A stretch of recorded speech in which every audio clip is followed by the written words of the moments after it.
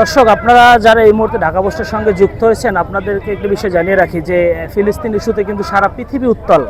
ঠিক তারই ধারাবাহিকতায় বাংলাদেশের অধিকাংশ জায়গায় আমরা দেখেছি সকাল থেকে কিন্তু উত্তাল রয়েছে এবং বিক্ষোভ সমাবেশের ডাক দিয়েছে সাধারণ মানুষ, সাধারণ মুসলিমরা। ঠিক সেরকমই কিন্তু একটি পরিস্থিতি আমাদের পটুয়াখালী জেলার সর্বদক্ষিণের জেলা পটুয়াখালীর মহিপুর থানাধীন আলীপুর, মহিপুর এবং কুয়াকাটার সাধারণ মানুষ কিন্তু এই বিক্ষোভ সমাবেশের ডাক দিয়েছেন এবং সেখানে কিন্তু আলেম সমাজ থেকে শুরু করে সাধারণ মানুষ ব্যবসা প্রতিষ্ঠান বন্ধ রেখে কিন্তু এই বিক্ষোভ সমাবেশে যোগ দিয়েছেন এবং আমরা দেখেছি সাধারণ মানুষের স্বতঃস্ফূর্ত উপস্থিতিই কিন্তু বলে দিচ্ছে যে ফিলিস্তিনিদের জন্য তাদের মন কতটা কাঁপছে এবং তারা কতটা দোয়া তাদের জন্য করছে।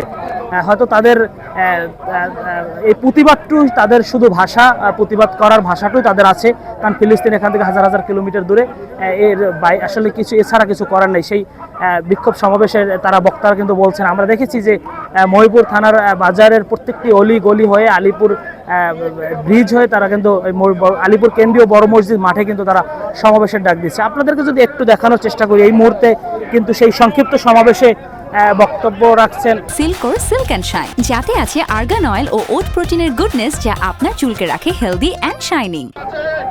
মুফতি হাবিবুর রহমান মিজবা সহ আরও অনেকে এখানে কিন্তু মহিপুর থানার সাধারণ মানুষরা কিন্তু উপস্থিত হয়েছেন এবং সেই জায়গা থেকে যদি আপনাদেরকে একটু দেখানোর চেষ্টা করি যে এই মুহূর্তে কিন্তু এই আলীপুর এবং মহিপুর মৎস্য বন্দরের সবচেয়ে বড় যে মৎস্য বন্দর দুটি, সেখানে কিন্তু বাজারের সাধারণ যে মানুষ তারা কিন্তু ব্যবসা প্রতিষ্ঠান বন্ধ রেখে এই বিক্ষোভ সমাবেশে কিন্তু যুক্ত হয়েছেন এবং সবাই কিন্তু ফিলিস্তিনিদের পতাকা হাতে এবং বাংলাদেশের পতাকা হাতে কিন্তু তারা এই বিক্ষোভ সমাবেশে যোগ দিয়েছেন এবং আমরা শুধু মুসলিম সমাজের মানুষই কিন্তু নয়, এখানে আমরা হিন্দু সম্প্রদায়ের অনেককেও আমরা দেখেছি যে এই বিক্ষোভ সমাবেশে কিন্তু তারা যুক্ত হয়েছে। তো হিন্দু সম্প্রদায়ের অনেকের সাথে আমাদের কথা হয়েছে, তারা যেমনটা বলেছেন যে ফিলিস্তিনের মানুষের উপর যে নির্যাতন, শিশুদের উপর যে নির্যাতন হয়েছে, সেটি মানুষ হিসাবে মানুষের বিবেকের জায়গা থেকে আমরা আসলে এই বিক্ষোভ সমাবেশে অংশ নিয়েছি এবং আমরা এই প্রতিবাদটি করেছি। সেই জায়গা থেকে কিন্তু আমরা দেখেছি উত্তালে ফেটে পড়েছে। আর এটি শুধু এই এলাকার পরিস্থিতি নয়, সারা বাংলাদেশের চিত্রই কিন্তু আজকে আমরা তেমনটা দেখি। শিক্ষার্থীরা কিন্তু ক্লাস বর্জন করেছে, ব্যবসা প্রতিষ্ঠান সবাই বন্ধ করেছে, ব্যবসায়ীরা যারা গাড়ি চালায় তারা কিন্তু গাড়ি বন্ধ রেখেছে, সব বন্ধ রেখে কিন্তু তারা এই সমাবেশে অংশ নিয়েছে।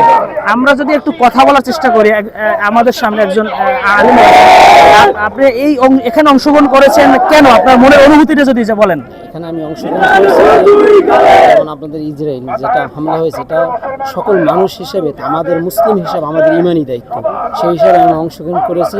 যেহেতু এটা শুধু আমাদের না, সকল মানুষের, একজন মানুষকে কেন নিরাপদ অপরাধ ছাড়া তারা কেন গণহত্যা করবে, আমরা এখানে ইমানি দায়িত্ব হিসেবে অংশগ্রহণ করেছি।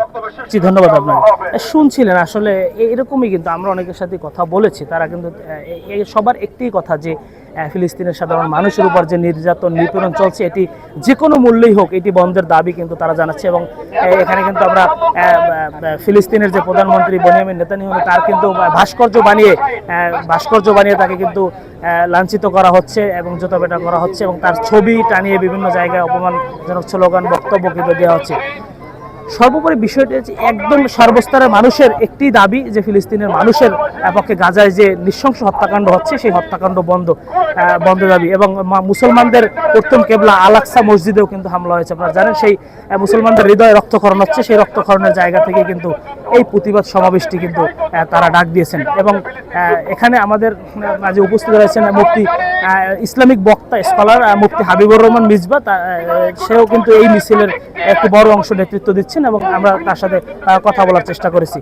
তো এই বিক্ষোভ মিছিলটি এবং এই সমাবেশটি শুধু আজকেই শেষ নয়, তারা বলছে লাগাতার আন্দোলন ডাক আমরা দেব এবং পর্যায়ক্রমে দেশের সাথে বাংলাদেশের পক্ষ থেকে যে সারা বাংলাদেশ থেকে যে উত্তাল পরিস্থিতিটি তৈরি হয়েছে সেটি চলমান থাকবে।